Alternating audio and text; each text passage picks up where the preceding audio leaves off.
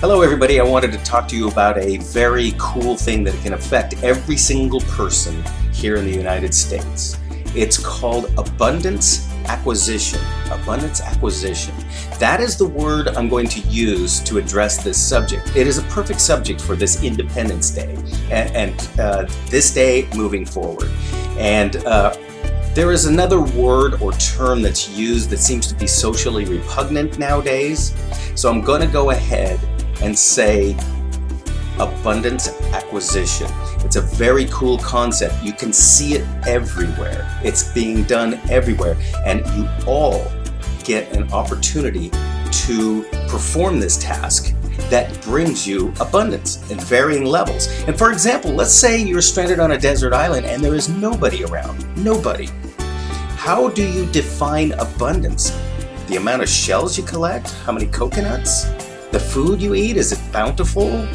How do you define that? The only way you can define abundance is when you are with others. Here in the United States, we're surrounded by thousands and thousands of people doing millions of different things. That concept alone, everybody benefits from your abundance. Everybody. Either they benefit small or benefit very large. Let me take this a little further on how this system works. The acquisition of abundance. If you look around, I'm going to pick a person who stands on the street corner, and it's a really not so wonderful word using panhandling, so I will say asking for funds or support. You look at that homeless person or that person on the street, and what is it exactly they are doing? They are seeking abundance. They're on the street corner, and each person has a unique sign. Down on my luck, help me out, I just want a cup of coffee. There's a million creative signs on just the homeless alone. I'm not putting anybody down. Please don't go there. This is about the concept of acquiring abundance. So let's assume that this man or woman on the street corner is holding up a sign, and each one has something very unique about them on how they attract another and compel them to give them money. That is a form of competition in a way, or it's a form of expressing your uniqueness in order to acquire abundance. Now, if they could acquire this abundance and it was unencumbered, let's say, I don't know, the city or police or somebody comes up and goes, hey, either you stop, you get a permit, it's going to cost you $50, or hey, give me a little bit of that money, and for every dollar you make, I want you to give me 10 cents for everyone. No, better yet, give me 33 cents on every dollar you make, Mr. Person on the street corner. Let's say he doesn't do that at all. Let's say that person on the street corner seeking abundance at the end of the day has a small amount of money. What are they going to do with that money? What are they going to do with it? Oh, you could say something bad. Oh, they're going to get booze. That's all they're going to do.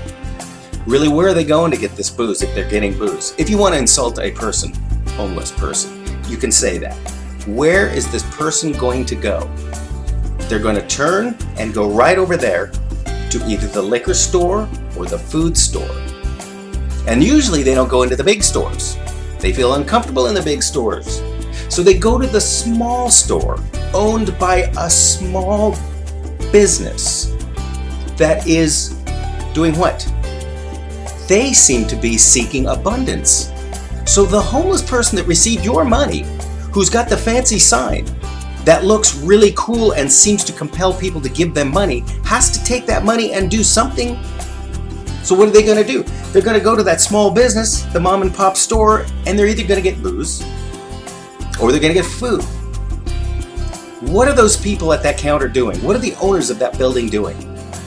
Of that business? What are they doing? They're seeking abundance.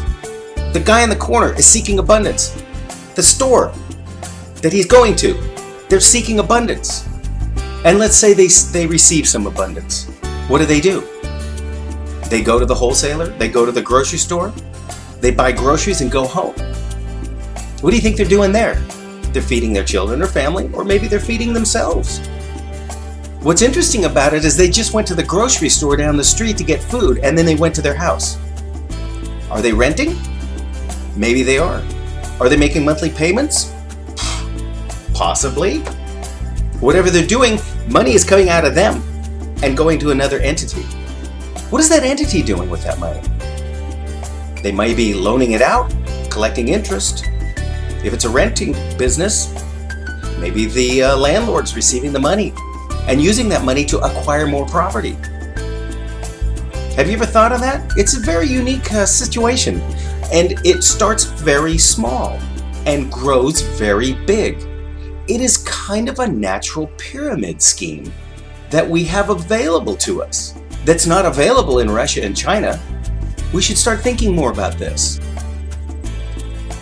As repulsive as this word is, we kind of need to say the word. We've got to admit it.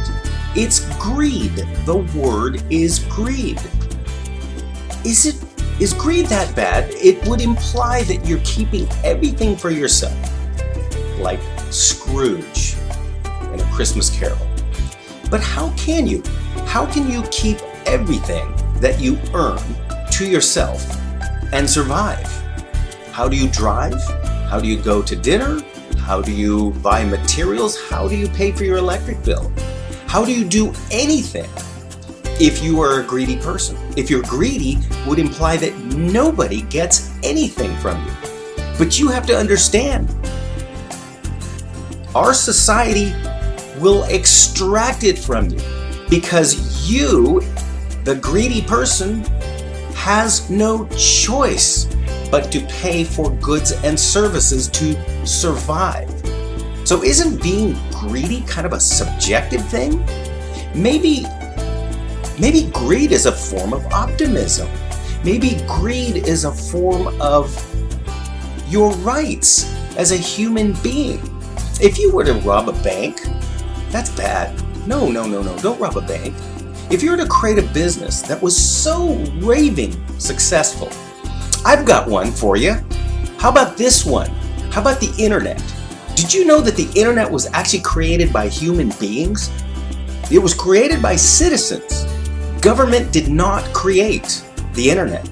I can say this, that the military came up with the concept of the IP address system and networking, but it really was millions and millions of networks interconnected, almost like a web, like a worldwide web, all different businesses, and it goes from IBM, Southern Pacific Railroad, Sprint, does that sound familiar? Southern Pacific Railroad, Internet.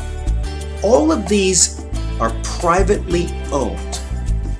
It got too good and the government took it from us. Interesting. So there was a collective seeking of abundance by creating technology that was really cool, but it was too cool. It's interesting because you can take Microsoft. Microsoft is a perfect example. Do anybody remember DOS? No, you're probably too young. DOS. It was made by this disgusting little geek called Bill Gates. It was a pathetic little operating system. So now look, don't you think that it was so good that Bill Gates is greedy? Isn't he greedy?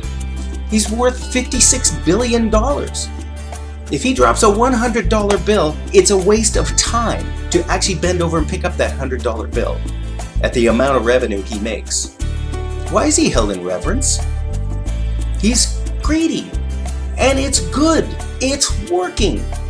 Let me tell you something. Bill Gates' greed has never hurt anybody.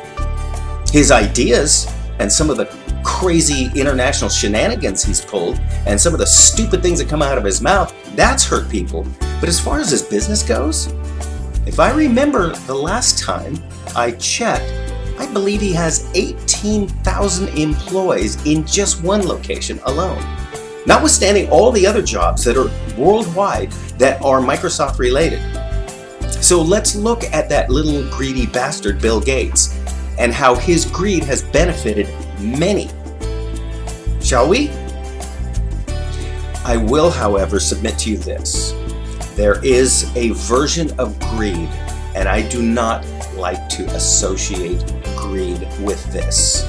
There are people like George Soros and the Rothschilds and various assorted groups that are more sinister and power-oriented.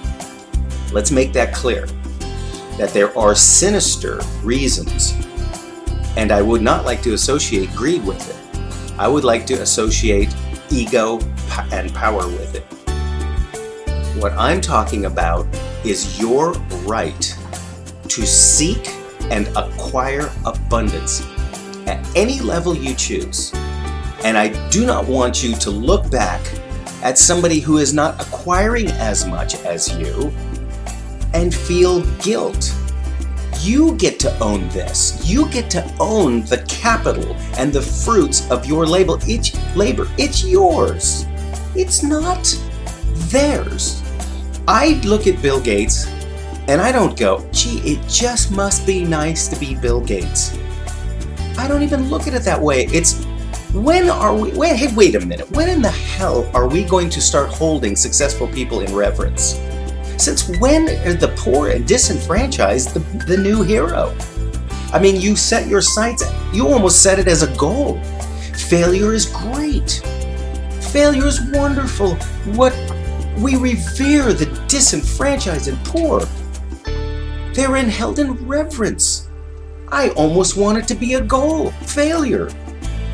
Remember the days when we used to hold IBM and 3M and Xerox in great reverence and pride, including the three big producers of cars. American pride. What the heck? You won't hurt anybody by being successful. Trust me, you will only benefit your community by your own greed and success. So quit being a wuss. Stand up and be proud. Make the money. Make the wealth and make the abundance. I won't use the C word. I know you want me to say it, and I know you're gonna spit on me for saying the word. This is all about abundance for you because you deserve it. You are an American and you deserve abundance. So just make it happen.